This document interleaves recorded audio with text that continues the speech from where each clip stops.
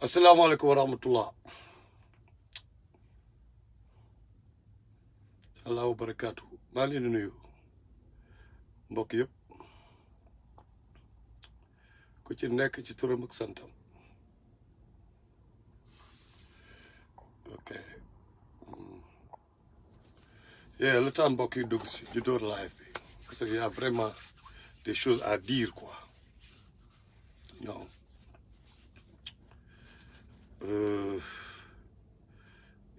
donc le temps mbokk yi dugg si bu eggee 100 personnes rek ñu commencé ok 56 64 almaami bu ba wan da nga ma bàyyi léegi yow 161 ok 92 Fall Ibrahim Kabara salam mon frère ok Jules Payko Stéphane nuyu naa la bu baax mon frère Pape Samba Koor Kañ ok salaamaaleykum wa rahmatullah mbokk yi maa ngi leen nuyu yéen ñëpp ku ci nekk si turam ak santam ok lii waral live bi mooy comme ni ma ko waxee dafa am benn culture bu ñu bëgg a créer de développer léegi Sénégal Wade Mamadou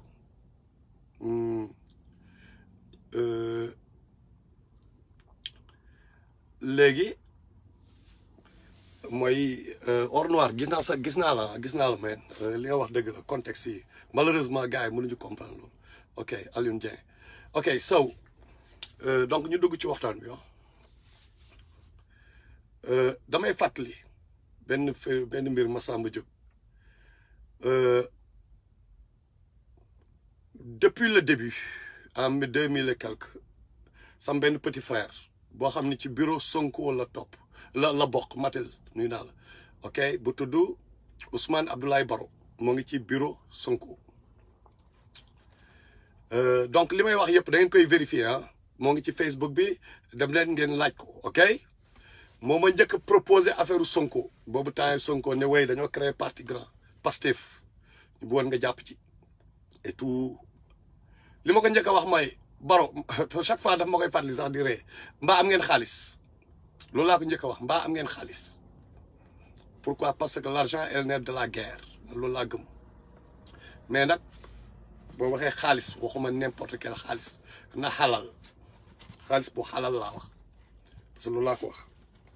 ñuy cheminer di cheminer Madior li ñu nekk ci jàppale Pastef di xeex dem ba ci xuloog suñuy xarit yi ñu jege sama waa ji may sa maa ngi koy nuyu ok dem bay sax ama xuloog ñoom benn instant parce que ñoom tamit jàppoon nañ ci depuis le début comme may sa mbay bokk na ci ñu njëkk en France jox Sonko micro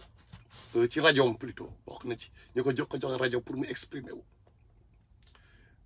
comme sama yenn xarit yi ñoom Mbaye Fall lay gars yi ñoom ñëpp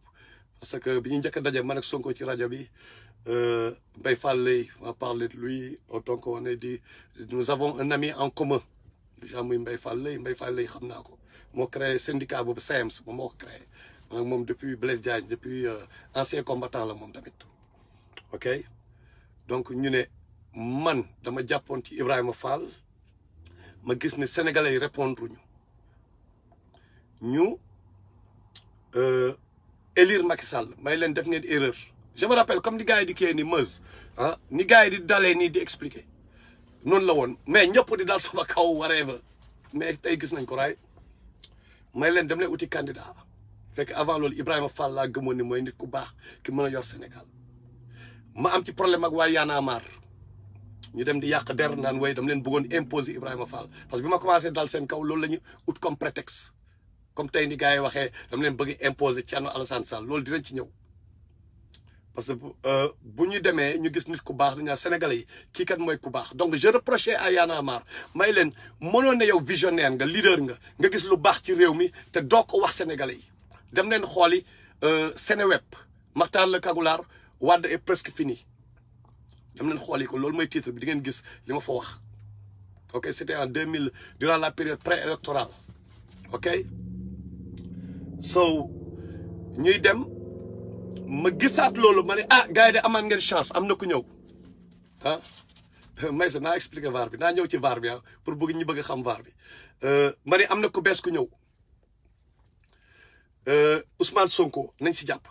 parce que lan la gis naa même Abdoulaye Baro bi ma booleeg moom affaire u diine moo ñu boole pour la plupart mu ne ma waa ji de Feuz Galsen nuyu naa la mu ne ma waa ji de ku am diine la mu expliqué ma bi muy nekk président fële bi muy gérer étudiants yi mooy waa SAEMS kii fat naa nu mu tudd sax kii étudiant musulman yi laa yi nekk fële xam nga expliqué ma jaar-jaaram donc naturellement dañu war a jàpp ci xeex bi bu ñu amee suñu ab dërëm ñu sotti ko ci ñu nekk ci suñu ab doole dañ ci def comme ni ko ñoom may sa mbay ñii defee woon ñoom tamit au début ñu jàpp ci di xeex ba yàlla def affaire yi nekk li mu nekk tey léegi ñu ñëw gars yi benn instant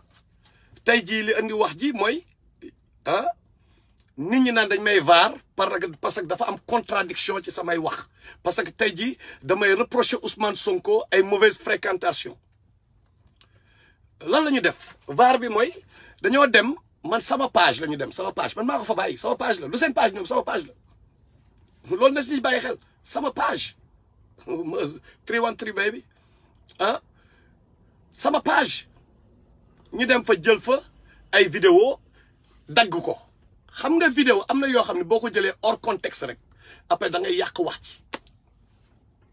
mais léegi kan moo jël vidéo bi benn boy du ma wax turam parce que dama ko may promo te ñooñu dañoo nekk ci internet bi subaak bëccëg daf mel ni amuñu liggéey quoi siw moo leen tax a jóg mais dafa am lu ñu boole woon moom beneen boy bu sant Sow C Sow ak B Diop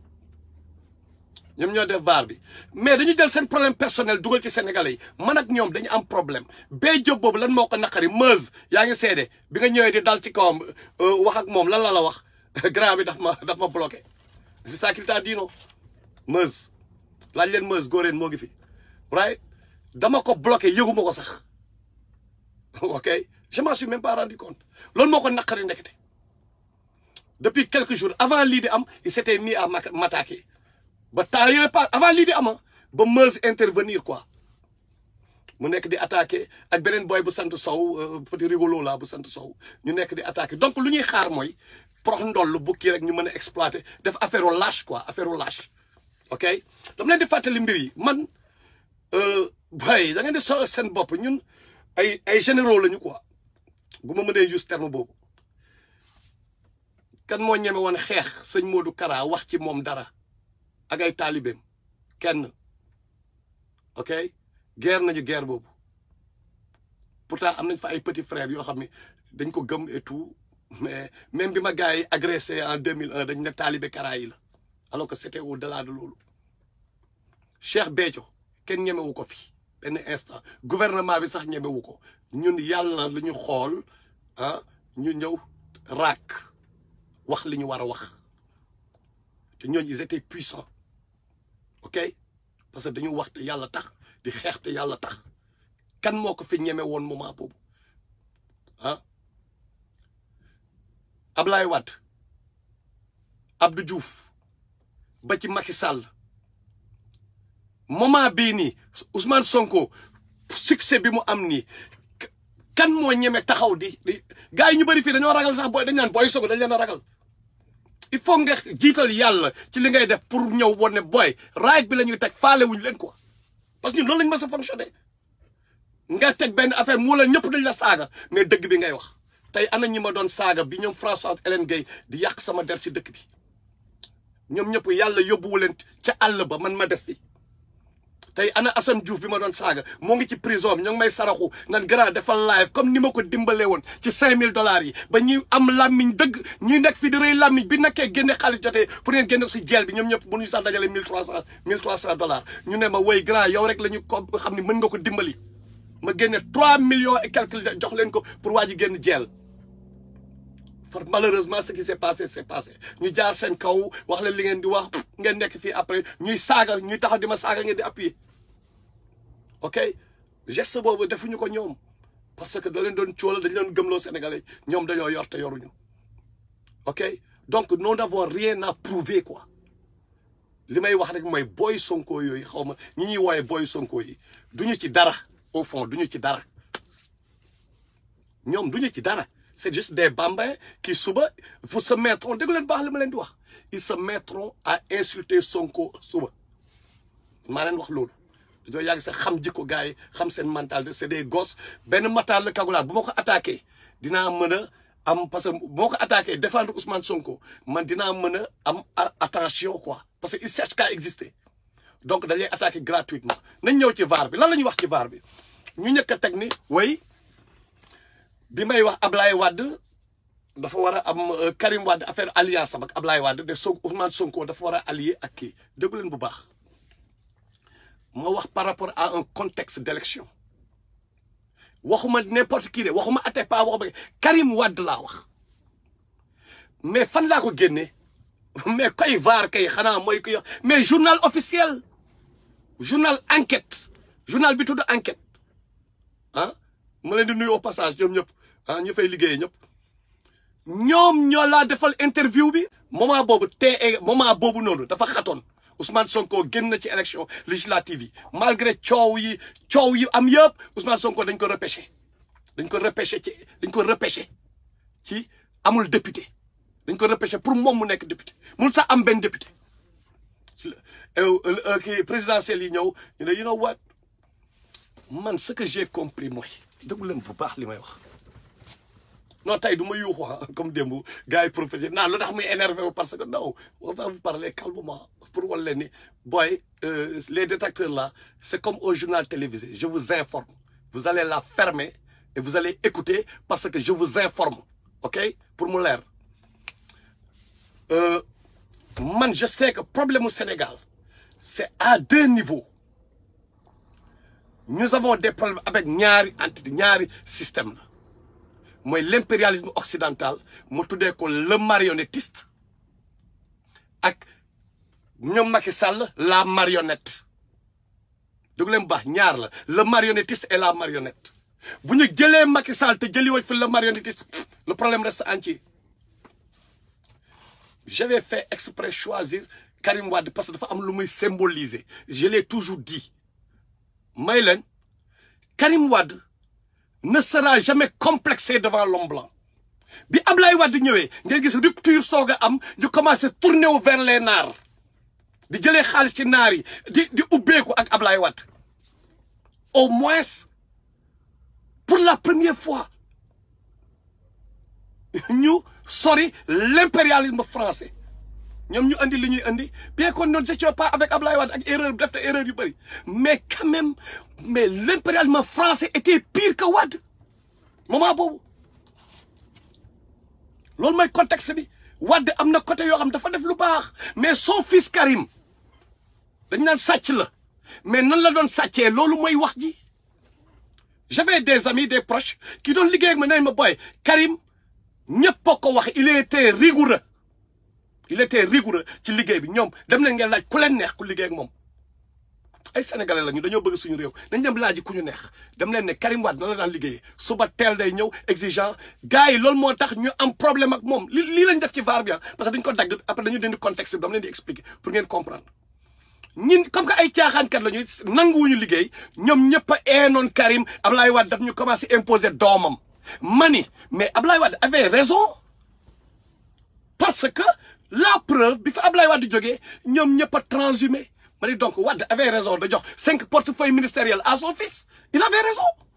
parce que xam na ni li mu bëgg réaliser doomam moo ko parce que Wade dafa bëgg siw anyway dafa bëgg siw loolu moom ne xam ko il va être le Cheikh Anta Diop bi affaire yi raa boobu foofu la bëgg nekk Ablaye Wade la bëgg ñi di ko fàttaliku man boog lu ma comprendre ci moom mën na am ma jum mais doomam dafa doon job quand même mais man d'après sama xarit kan du ma wax turam kan laay wax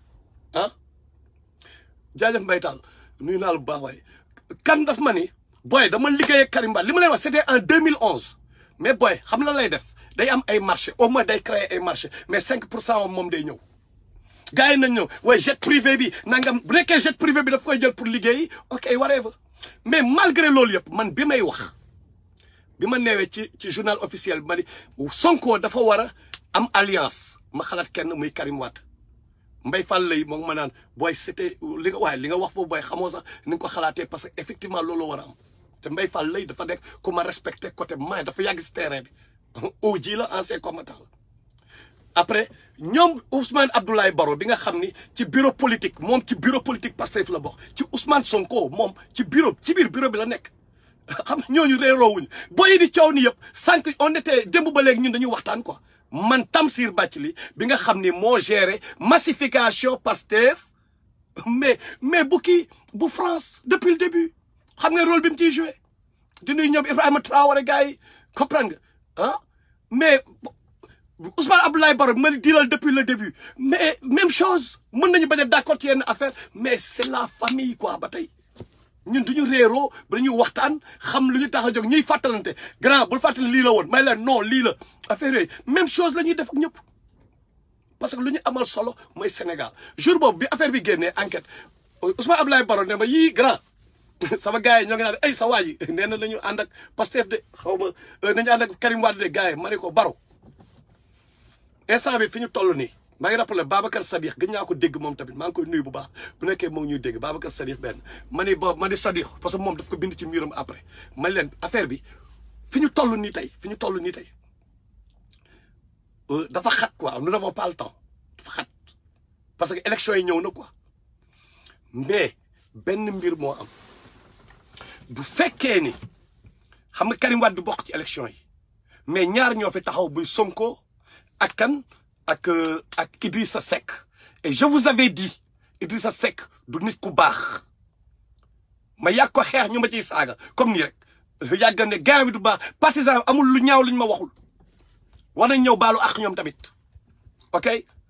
parce que loolu dama ko jëng woon parce que loolu mooy dëgg bi mais bu yeba ma sànjaafu saaga yi mais yàlla dina ma jox raison te Allah jox na ma raison parce que dëgg rek moo wóor ma ni Baro ma ni gars yi boo leen dof la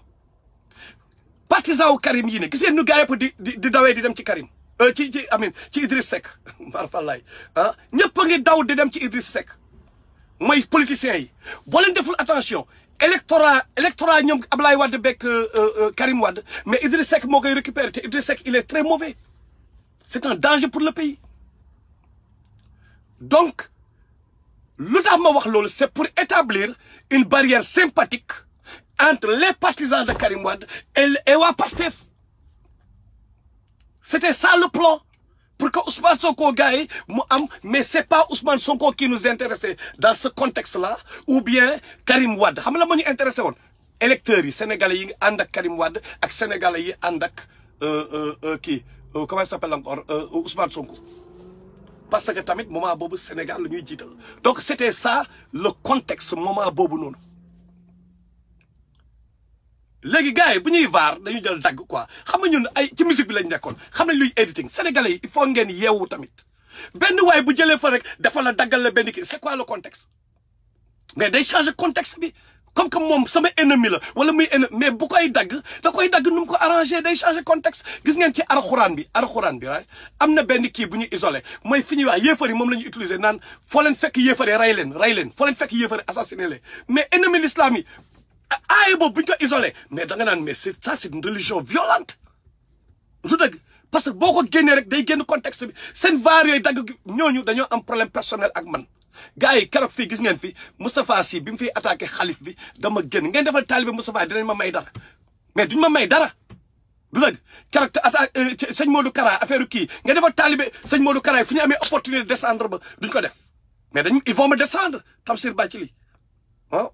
Tamsir bu la neexee nga dugg ki laa indi wax moom mooy moo géré massification Pastef bu France bu nekkee bëgg nga dugg ma dugal la nga leeralal gars yi am say xam nga que ñun ñoo ngi job quoi waa 313 ñun dañuy job de manière globale ñun xooluñu leader politique yi quoi xam lu ñuy xool peuple bi la ñuy xool parce que ñii ay ñoom Madior lii ñii dañoo jege Alassane Alassane Sall ñii jege say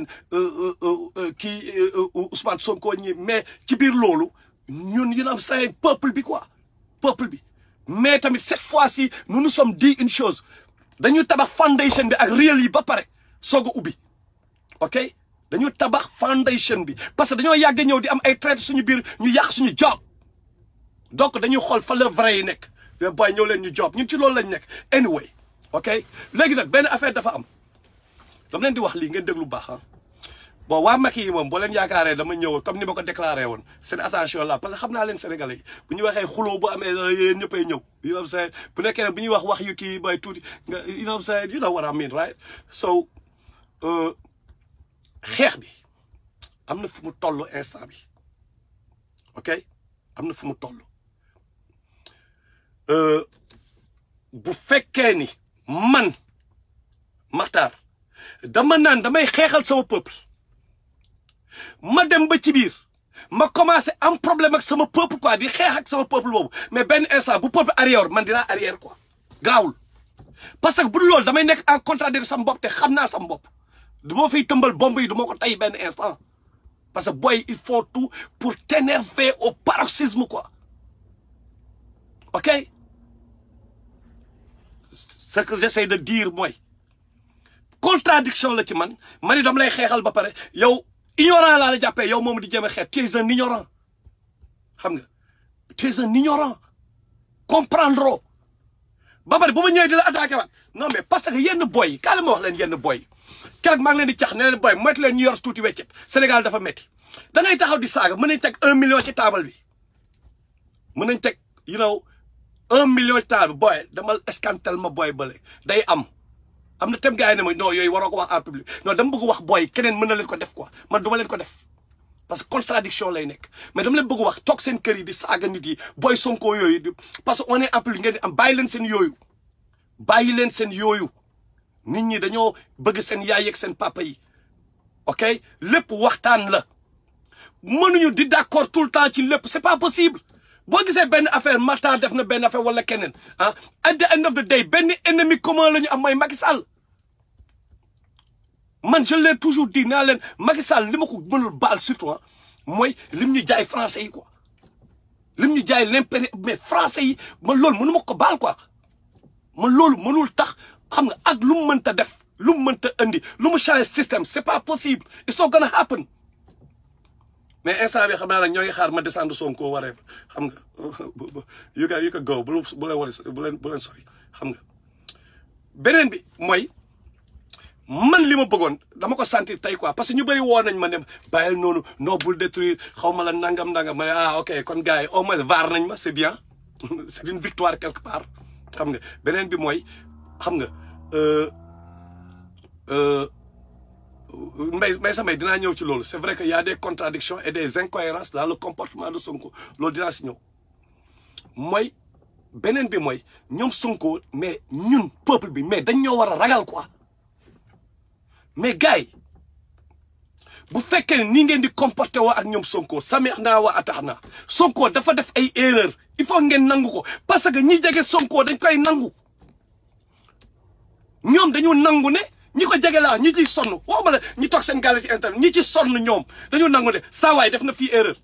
saawaay def na fee erreur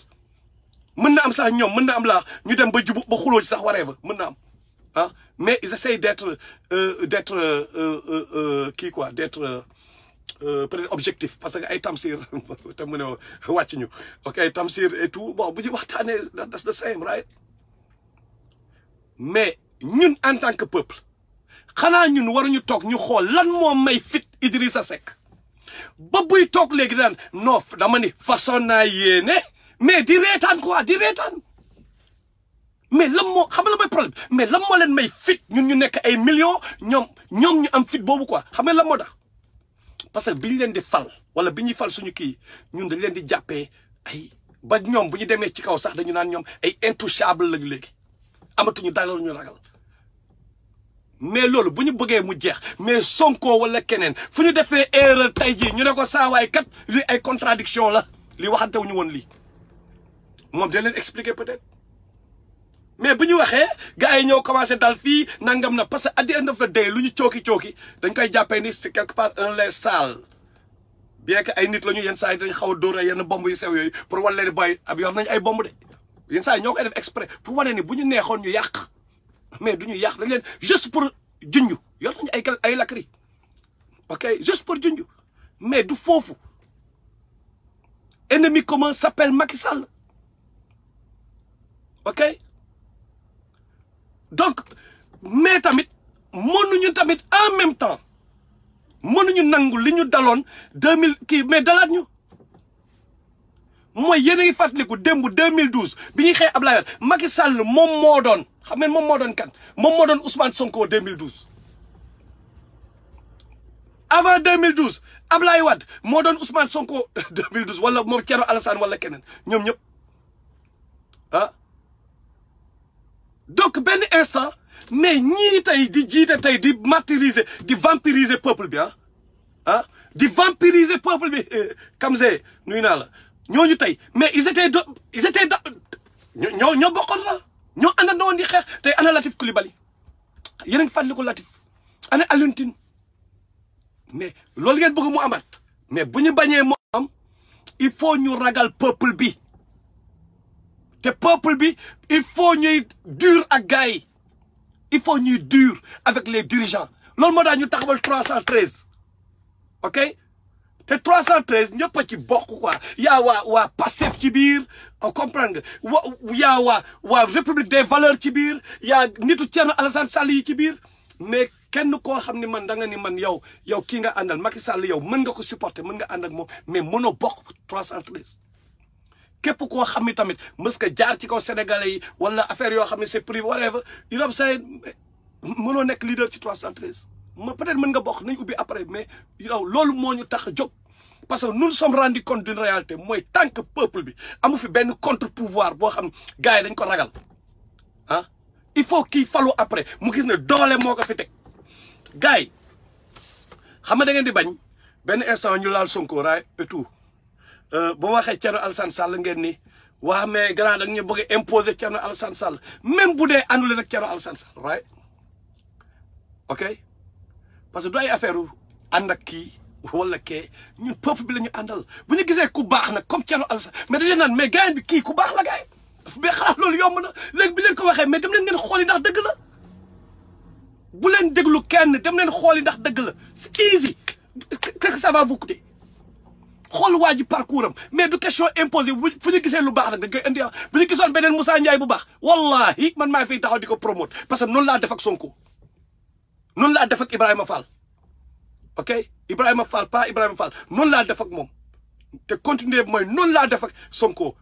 ba Thierno Alassane génn ma def noonu ak Thierno Alassane def noonu ak juge dem ñeent ñooñu laa mën a wax ñeent ñooñu laa mën a wax ñi ci des xaw ma ci ñoom dara du ma dugg ci yenn affaires yi ok maintenant bu fekkee ni Thierno Alassane Sall déglu leen bu baax li ma leen wax fii dafa am solo est-ce que yéen pare ngeen dama ne bu nekkee sax àndoog moom àndoog moom right yéen la Macky Sall ngeen defa ne les affaires des 94 milliards yi du génnaat dossiers yooyu du génnaat Macky Sall bu fi yeewoon mu arrêté Ousmane Sonko ñaata ci yéen ñooy jëng tegu si tali bi xeex bi comme ñun niñ ko daan defee suñuy jamono ñaata ci yéen ñaata parce que gis naa fi ay affaires yu doy waar am mais kenn du réagir réaction bi yëpp waaye libéré Karim non libéré Khalifa Sall libéré kii mais dara fa lay mujj shahid du dem fenn ñun loolu lañ ñu Sénégal léegi noonu la policiers yi ñooy taxaw léegi ci mbedd bi def leen neex ok mais bu ñu waxantee dëgg yéen bu nekkoon arrêté nañu Ousmane Sonko wala ñaanuñu ko yàlla na yéex yàlla jëlee woon ko fi ak li am ak Idrissa Seck ñëpp naan cambay à la veille des élections ñu arrêté Sonko qu'est-ce que vous allez faire mais au moins di ngeen soxla beneen nit bu baax bu beneen leader rasulullah sallallahu alayhi wasallam bi mu génnee àdduna saxaaba yi nekk fa di gérer kan moo koy remplacer quoi au lieu ñu dem sang koor bi sang ko toppatoo ko yooyu bu Sénégal xam ngeen dañ naan yii affaire nguur moom affaire dunia la xam nga mais saxaaba yi les meilleurs élèves de rasulullah xam na lañ dem gérer ji ba pare kan mooy remplacer rasulullah loolu moo doon priorité mooy tout le temps da nga war a am leader mais donc après da ngeen di ñëw andi benn Diomaye Faye wala ba may ñëw nekk mais come on man come on mais il faut généraux yi gérer dama ni même bu fekkee àndo li ma leen di wax mooy 2023 24 ñëwagul le minimum que nous pouvons faire mooy def suñu enquête ku nekk na xool kan mooy kan mën na am sax am na beneen waay boo xam ne xamaguñ ko mën na am moo ngi foofu ñun ñoo ko war a jëli am na koo xam ne xamaguñ ko donc buñ ñëwee léegi Sonko ngeen bokk def genre yàlla wala lan Sonko mais nit la boo xam ne day def ay erreur parce que def na ci déjà yu bëri ah am na ay erreurs yu mu def man bokk erreur la ay Moussa Diop yi ñëpp reconnaître nañ erreur la su dëgg ah nañu waxante raay beneen bi mooy gars yi seen vaar yi ñu ne waaye ñu may jéem a kii ci affaire Sonko Atepa xam nga bu ma toogee sama benn grand bu jege Atepa ne moom li ko metti mooy Atepa day ñëw ñoom ñuy waxtaan mu ne waaw non comme day wax ci ñoom day jox Sonko ay ordre quoi non Sonko va le faire naan Sonko va le faire quoi mais loolu lay raconté ci ginnaaw te gaayen boobu mais sànq Karim Wade laa wax contexte boobu par rapport Karim Wade ak Ablaye Wade mais Atepa c'est autre chose day créer ay lobby et tout mais keroog rek moog Abi Ndour fii nangam pourquoi loolu yëpp mu parce que am na xaalis mais gars yi xam ngeen bu baax marché yi boo bokkul ci yenn groupe yi kenn du la jox marché yéen a ko gën a xam waaye xam ngeen ko waay woykat yi boo bokkul ci yenn société secrète yi doo fi am ay disque d'or dañuy waxante dëgg bu rek xam ma wax leen ko yenn marché yu bëri yi il faut nga bokk ci lobby boobu noonu xam ngeen tur bi léegi ñooñu seen xaalis ñun lañ soxla bës ak bapt ah léegi il faut que sénégalais yi au moins ñu yërëm suñu bopp jiital suñu bopp quoi il faut que leader politique yi comme ni ma koy sànq ragal ñu quoi te loolu ñun ñoo ko mën a cultiver ñu bàyyi affaire al toppe bi parce que damay gis xoolal dama leen di wax benn kii quoi gis nga Ousmane Abdoulaye Baro en public laay waxee dem leen ngeen laaj ko jamono bi Sonko di kii noonu commencé expliquer peut-être benn yoon la ñu wax bon j'avais possibilité kii relation yi maak moom you know même bi mu ñëwee États-Unis ak samay boy la ñaan Sonko moo ngi la doon laajte parce que man maa bëggul woon dem te laa la expliquer lu tax mais dama ni Baro man bëgguma wax ak Sonko quoi bëgguma am ak yow parce que bu déconné damay am problème pour créer ko quoi donc yow bàyyil rek may wax ak yow dem leen ngeen laaj Baro loolu laa ko wax depuis le début bàyyil man may deal ak yow quoi ma bañ a deal ak Sonko directement bi mu ñëwee États-Unis pourquoi demuma li ma gëmoon mooy saa waay on est en 2020 Pastef li ma waxoon Baro commencement est-ce que am ngeen xaalis mais Pastef mais Sonko mais message am fii internet baa ngi fi lépp luy discours am mais ñi xam nañ ko est-ce qu'il a besoin de ñëw États-Unis pour ñi jàppal votel ko mais son commune xam ngeen discours am donc lan laa gis jour boobu mooy sénégalais yi ñi sol seen costume di wanewu ah ñii di ay kii ñii di photo gis ngeen photo yi damay kii parce que moom mooy star bi Daara Seck dama la jëli loolu sa loolu yi nga nekk fii daal seetaan parce que Sonko mooy star bi moment boobu yenn xaw ma c'est pas si l'avait réalisé mais dafa am sax ay rappeurs yu bëri yoo xam ne ay musiciens fii ay kii yu bëri ñoo xam ay nit public yoo xam mais boo nekkee Sonko mais Sonko ku nekk ak moom moment yooyu star ngay nekk parce que daf lay yóbbaale ci kiyam ci succès wam tey jii am na ñoo xam dañu ñëw di saaga di jàppale Sonko mais non Sonko sama gayen la non nuyante na ak Sonko mais who cares problème bi mooy lan la Sonko nar a def ci town bi est-ce que Sonko bu déconné di nga ko wax dëgg est-ce que ñeme nga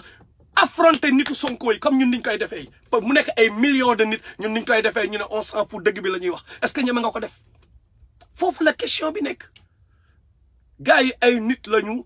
Macky Sall nit la gars yi da ngay ñëw yenn saay ñuy saaga Macky Sall ñëw seen kër pourtant ku baax la de gars yi pourtant ku baax la de automatiquement ñu changé mais peuple bi bu nekkee ñun noonu la ñuy fonctionner mais kañ lañ ciy génn bu nekkee ñun dañu nekk ay complexe parce que nit ki dafa am xaalis parce que nit ki moom la ñu wane si télé bi parce que ñun dañ ko dund benn instant dañ ko siwoon dañoo siwoon trop benn instant temps rapajo xam nañ fan si ni la daan fonctionner benn fan si ñëw ba naan daf lay may ay sërëm quoi sërëm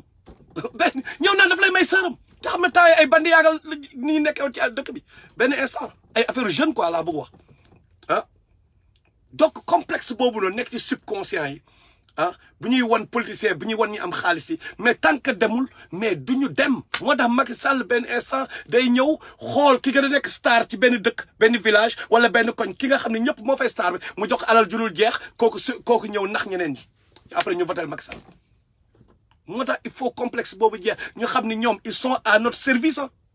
ñun demuñu wax Sonko demuñu wax kenn ñëwal nga nekk suñu njiit ñoom ñoo porté wu volontaire mais responsabilité boobu pouvoir boobu dafa ànd ak ay responsabilité n'est-ce pas Et comme ni ko Maysa Mbaye waxee, dans un même parti, il peut y avoir des courants différents, autrement c'est le dictat de la pensée unique. Il a raison. Comme ñii ne Maysa Mbaye, xoolal il dit que Sonko, gis ngeen li mu xalaat ci Sonko, bokk na ci ñi njëkk a jàppale Sonko. Maysa Mbaye bi par rapport ci rajoom et tout. OK? Mais ñun ñëpp bokk ay major li fël ci suuf. Ah, ñëpp waa 313 la, Tamsir Bathily bu Pastef toll, ñoom Ousmane Abdoulaye Baro et tout. Ce qui veut dire que ñun au moins xam nañ la mooy contexte yi, nous essayons de faire la part des choses. Lu nekk ñu teg ko ci place am, lu nekk ñu teg ko par rapport ak timing am, lu nekk par rapport ak location bi ak timing bi. Ñu bañ a jaxase mélanger parce que mën nañu ànd même bu ñu d'accordul ci yenn affaire peuple bi nag bu ñu mënul fonctionner noonu fu ñu jëm. Pour revenir daal, gars yi di def seen vaar yi booy bu leen bëggee siw ngeen dem ngeen liggéeyi quoi, ngeen joobi benn affaire ngeen siw ngeen bàyyi internet bi parce que problème bi mooy 24 heures sur 24 ci internet bi. Mais saa nga dem joobi mais defaroo dara sa réew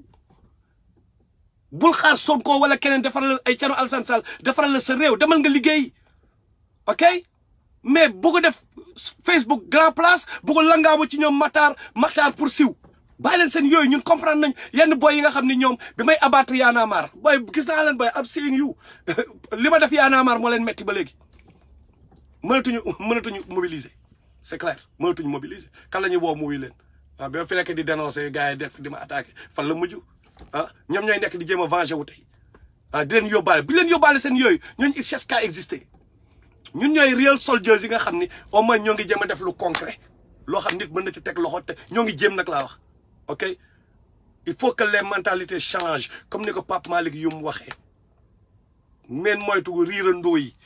bàyyi leen ñooñu dañ leen di sonal rek. Xam nga te comme li wax lii nag du ma si ñëwaat du ma si ñëwaat booy def leen lu leen neex loolu beeg nuyu naa la def leen lu leen neex booy ñun du ñu yéen quoi vous essayez d'exister du ñu nag yéen te doo leen tax tamit ma def ba loo xam ne ça va faire plaisir à Macky Sall non damay menacer yenn saa yi menacer pour mu tàng mais je vais pas faire des choses yoo xam ni day tax Macky Sall abattre Sonko non du ma ko def loo xam ni gars yi boo ko waxee non damay junju te c'est dans le cadre des erreurs. Xam nga ci ay erreur la donc loolu la c'est tout te 2024 jotagul na ngay agir mais sama souhait lii la ñett yi ma Thierno Alassane Sall Ousmane Sonko ak juge Dème ñett yooyu ñu ànd man loolu laay mooy sama souhait ñett yooyu. OK maa leen di wax Thierno Alassane Sall mais dama lay xooli mooy kan d'abord xam nga comme que xam ngeen Sonko ba pare mais dama lay xooli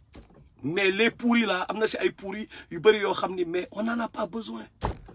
Xam nga am na ñoo xam langaamu lañ fi nekkee seen jot na yooyu gars yi ne I mean you know what I'm saying whatever. OK seen ay CRD ay jot na yooyu yëpp mooy loolu benn instant am na pas ñëpp quoi mais am na si ñoo xam ne langaamu la rek langaamu la boo bëggee kii da ngay dem nga liggéeyi boo liggéey ba nga taxaw boo taxawee après gars nga ñëw ñu respecté la ak Bart parce que par rapport ak li muy wane instant yi mais Bart tamit dawres bi par rapport ak dossier Moussa Diop bi dafa tapet yooyu soit waxul dëgg wala dafa tapet dañu wax dëgg te moom nee na mooy El Pistolero right so foofu la problème bi nekk quoi xam nga donc gis nga Maysa Mbaye dafa wax fii lu am solo mu ne on ne n'est pas dictateur on le devient à force qu'on te dit que tu es le plus beau le meilleur donc yéen benn instant même sa leader boo bàyyiwul di ko kii benn instant moom ci bopp dina bew def loo xam ni du baax encore une fois li may terminer mooy Macky Sall mooy l'ennemi commun xam nga di invité gars yi bu ñu mënee join 313 bi gars yëpp nga fa réel yëpp fa ñoom Maysa Mbaye ñoom Madior Ly bu République des valeurs ñoom Tamsir Bathily Ousmane Abdoulaye Baro bu Pastef ñoom Meus Goren xam nga ñoom Leus Diwane ji OK ñoom Ada Kanibal ga yeneen gars yi ñëpp a ngi ci biir yaa ñoom sama ñoom professeur ñoom Gabriel Sidibé professeur Kulim Dioum ñoom Feno Saint-Louis fële Casamance ñoom seen waa Kédougou xam nga Oudi Diallo ñëpp a ngi fi amin ñun ñoo ngi job ci suuf ñoo ngi job xam nga gars yi génne moni bi ñuy job parce que dañ ne pour nous par nous xam nga bu ñu génnewul moni parce que gars yi xaalis dafa sax ci xol mais da ngay gis ku gën a reculer ñoom maa bari nga xam ne boobu peut-être ay suñuy doom la ñu et tout même ñoom dañuy jël seen benn 1000 francs def ci xam nga so loolu daal mooy kii quoi donc say ku bëgg intégrer 313 bi mën nga kon bu nekkee Pastef nga nekk mën nga contacter Tamsir Bathily wala kii pourquoi 313 bi am solo mooy dafa am moment boo xam ni xam nga ay parti politique yi dañu tënku dañu am ay règles ak yooyu mais il faut mu am loo xam ne mbedd bi la mbedd bi la Y'en a marre moo waroon def job bi ñu trahir Sénégal yi mais ñun ñoo defar Y'en a marre parce que ñoom ñëpp ñoo leen inspiré ci rap bi wan leen quelque part nu ñuy bindee texte loolu moom dafa leer ok directement ou indirectement ñoo leen jàngal nu ñuy engagé nu ñuy bindee texte rap bu engagé right par rapport ñu doon def de l'art pour l'art quand je dis loolu xam ngeen ñan la ñi daan représenter hardcore bi ok so loolu ku bëgg a join na nga join that's what it is xam nga il faut ñu xeex bi ñun ñoo ko mën a représenter waa mbedd bi parce que Macky Sall bu bëggee forcer 3e mandat bi il faut que la rue soit présente il faut que la rue taxaw du ay parti politique ñooy taxaw non c'est la rue mais la rue buy taxaw tamit le leadership ñiy diriger la rue ça doit pas être les chefs de parti comme ça ñu woon chef de parti ne boy doole bii lañ fi jëlee Macky Sall boo leen dof-dofloo yéen ngeen nekk président ngeen kii lii moo leen ciy fekk nous sommes le peuple nous sommes dañoo strong te ñun ñooy peuple bi dañoo am doole ok boo leen déconné Ousmane Sonko Thierno Alassane ku mënta nekk juge dem ku ci nekk président gis ngeen suñu doole ñun ñoo fi jëlee kii te loolu 10 millions Macky Sall mënul résister 10 millions de Sénégalais c'est pas possible that is the point right there ok donc encore une fois léegi comme ni ma wax gars yi li lay terminer bu fekkee ni ñun bu ñu indee ay kii dafay mujjee ay problème man ak sama peuple la mais léegi garaawul gars yi loolee wax baax na amul problème l'essentiel ñun nous allons nous concentrer ci job bi quoi nous allons nous concentrer ci 313 yëpp yoo xam ne nag dina indi division léegi dañu bàyyi mu jàll garaawul xam nga mais nag nañu assumer quoi nañu assumer ok nañu assumer quoi xam nga waa République des valeurs a ngi fi waa Pastef a ngi fi ñoom Thierno kii ñoo ngi fi yow say liggéey benn la xam nga et fàttali naa wax aussi surtout ay parti bu mel ni ay Pastef benn instant dafay am ay opportunistes yu bees yu dugg foo dem moom daf fay am mun naa fekk nii dina fa am foo mënta dem ñooñu tamit na ngeen def attention ci ñoom parce que bu ñu duggee amuñu lu ñu bëgg ñoom ñooy mujjee taxaw di yàq di saaga ay ndey di saaga leader bi loolu tamit bàyyi leen xel ci ñooñu tamit ils sont dangereux nuyu naa leen bu baax waaye